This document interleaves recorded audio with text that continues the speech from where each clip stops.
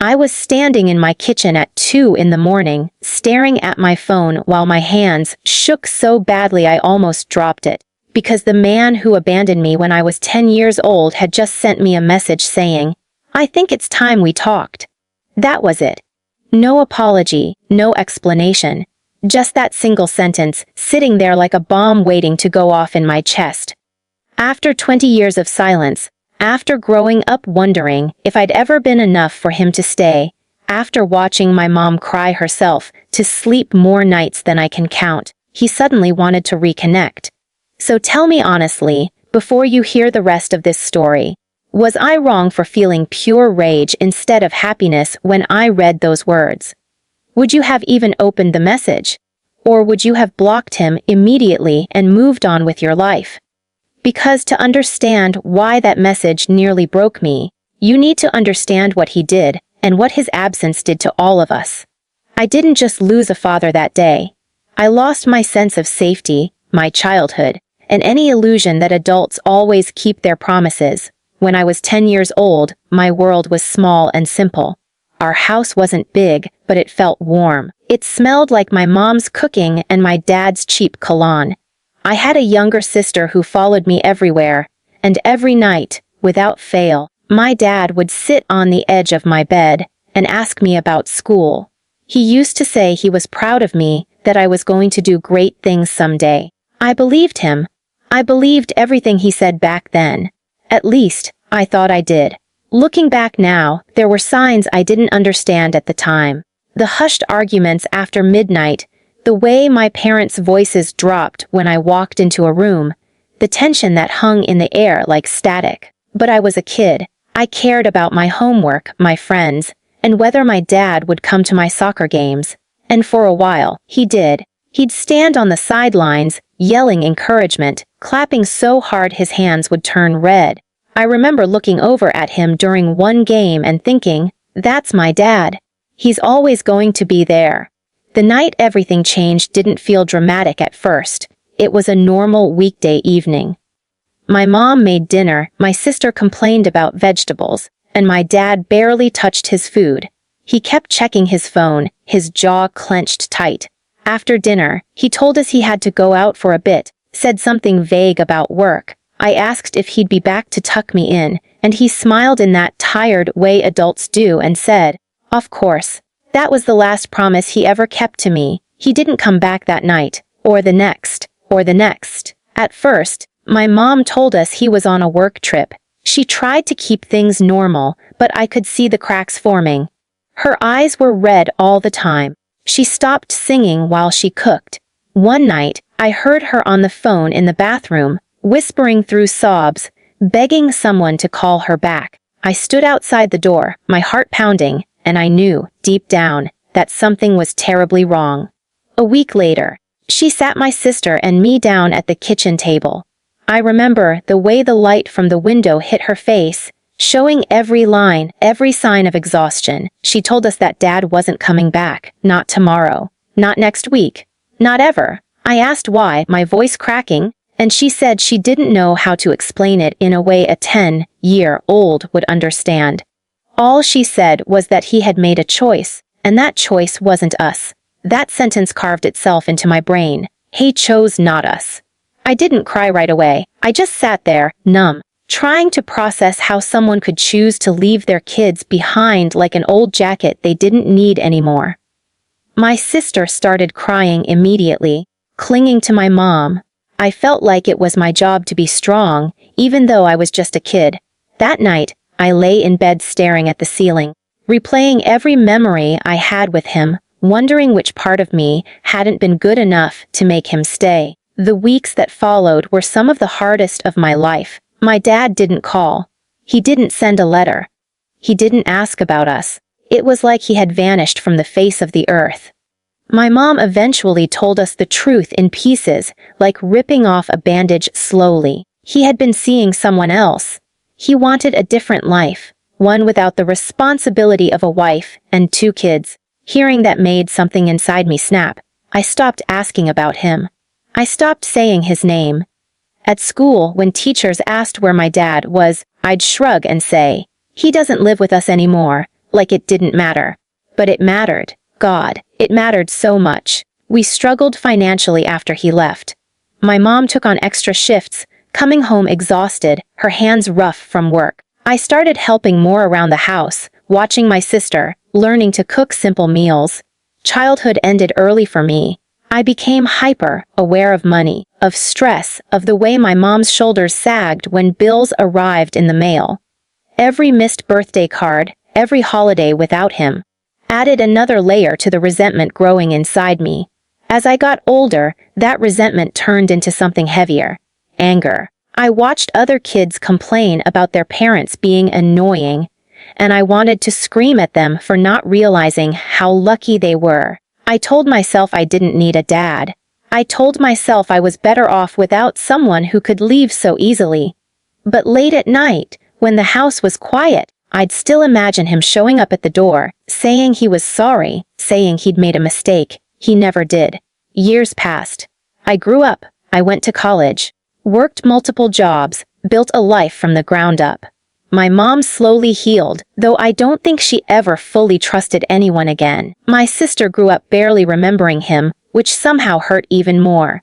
For me, he became more of an idea than a person, a cautionary tale, a wound that never quite closed. I promised myself that if I ever had kids, I would never, ever do what he did. Then came the message. 20 years later, just when I thought I'd finally moved on. Seeing his name on my phone felt surreal, like a ghost reaching out from the past. I stared at the screen for a long time, my mind racing. How did he even get my number? Why now? What could he possibly want after missing my entire childhood, my graduation, every important moment of my life? I didn't respond right away. I couldn't. My chest felt tight, like I couldn't get enough air. All those buried feelings came rushing back at once. The anger, the sadness, the confusion. Part of me wanted to tell him exactly how much he had hurt us. Another part of me, the little kid who still lived somewhere deep inside, wanted to hear him say he was sorry. That night, I barely slept. Memories kept replaying in my head, mixing with imagined scenarios of what he might say if we talked. Would he try to justify himself? Would he pretend it wasn't that bad? Or would he finally take responsibility for what he did? By morning, I realized something terrifying. No matter what he said, it wouldn't change the past. It wouldn't erase the years of absence. And that's where I was, stuck between rage and curiosity, when I realized I had a decision to make. So that's the situation I was in, after 20 years of silence, holding a message from the man who walked out on my family. Before I tell you what I decided to do next, I want you to pause for a second and put yourself in my shoes. If your parent abandoned you as a child and came back decades later asking to reconnect, would you give them a chance to explain themselves, or would you protect your peace and walk away for good? Because the choice I made next would change everything, and not just for me, but for my entire family. I sat there for hours after posting that question in my head, replaying it again and again. Because no matter how many times I asked myself what I should do, the answer kept changing depending on which version of me was answering. The angry adult in me wanted to ignore him forever. The scared kid in me wanted answers. By the end of that day, I realized something uncomfortable but honest. I couldn't move forward in my life until I confronted the past. So I replied, just one sentence. What do you want to talk about? The moment I hit send, my stomach dropped, like I just stepped off a cliff. He replied almost immediately, which somehow made it worse. I want to apologize. And I want to explain. I know I don't deserve it, but I was hoping we could meet. There it was, an apology, at least in word form. I read it over and over, trying to feel something other than bitterness. I didn't answer right away. Instead, I called my mom. I hadn't planned to. My fingers just dialed her number on autopilot. When she answered, I could hear the exhaustion in her voice, the same exhaustion I'd heard my entire childhood. I told her he had reached out. There was a long silence on the other end of the line, so long I thought the call had dropped. Then she said, very quietly, I wondered when this day would come. She didn't tell me what to do. She never did with big decisions. She just said that whatever I chose, she would support me, but she also warned me not to expect too much. People don't usually come back to fix the damage, she said. They come back to ease their own guilt. That sentence stuck with me. Still, after we hung up, I found myself agreeing to meet him. I told him we could talk, but only in a public place, and only once. He suggested a coffee shop halfway between where we lived. Neutral ground. The kind of place where people pretend hard conversations don't exist. The day of the meeting, I felt sick. I almost canceled at least 10 times. I kept thinking about all the things I wanted to say, rehearsing speeches in my head. I imagined myself being calm and composed, asking tough questions without my voice shaking. But when I walked into that coffee shop and saw him sitting there, all of that went out the window.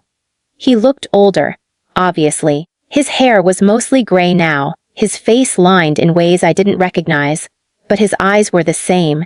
That hit me harder than I expected.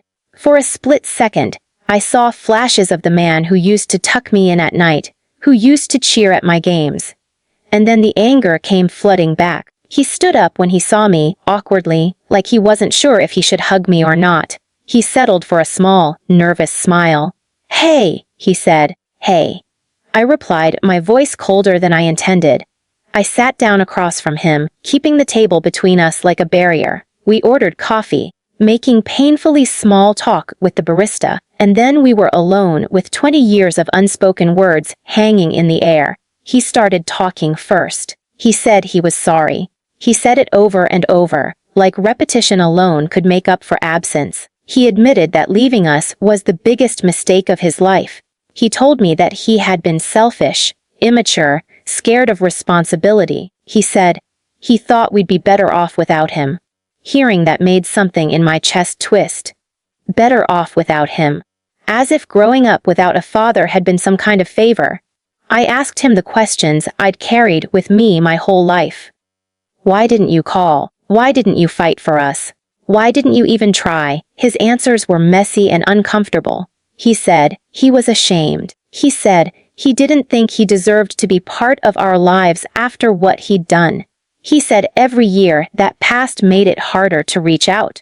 Listening to him, I realized something painful. He wasn't the villain I'd built him up to be in my head. He was just a deeply flawed man who had made a series of cowardly choices. And somehow, that hurt more. Then he told me something I hadn't expected. The woman he left us for didn't last. Neither did the life he thought he wanted. He bounced from job to job, relationship to relationship.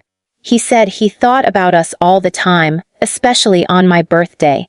I wanted to scream. Thinking about us wasn't the same as being there for us. I told him that. I told him about my mom working herself to the bone. About my sister growing up barely remembering his face. About the nights I lay awake wondering what was wrong with me. For the first time, he cried. Full on, shoulders shaking, tears dripping into his coffee. For a moment, I felt powerful. Like I finally had the upper hand. But underneath that was a deep sadness. Because no amount of tears could give me back what I'd lost. We talked for hours.